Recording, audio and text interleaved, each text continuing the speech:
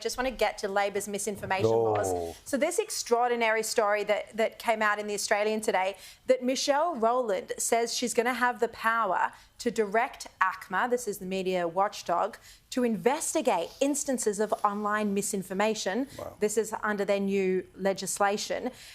I mean, Liz, this is unbelievable, because this can be a minister deciding what she thinks is misinformation, what she thinks should be investigated. And you look at the myriad of things that the Albanese government has called misinformation this year. 100%. Or in the last 3 years, we saw this during the pandemic. Now, a lot of people have egg on their faces and going, oh, so much of that misinformation turned out to be far truer than whatever narrative they were selling us at the time. This is straight out of George Orwell's 1984. The party is always right. How on earth, and God forbid, this actually eventuates that we end up with a government who gets to tell us what is acceptable to believe, what ideas are acceptable to be exposed to. You're not even allowed to think them, so we've got to make sure they don't reach your ears in case you adopt them.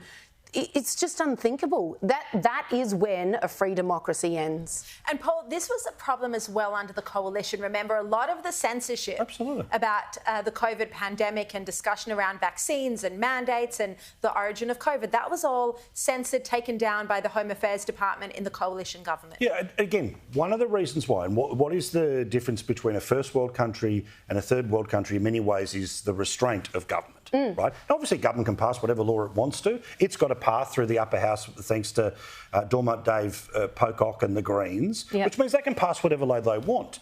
But there are certain laws that you just don't go near, because your political opponent at one point will be empowered to be able to use them. Sure. So while all of these people might be saying, oh, it's great because it's going to be a way to go after all those no voters, all those people who share stories that appear from this channel, well, you know, dare I say, God forbid, if your political opponent changes and they're given the same power.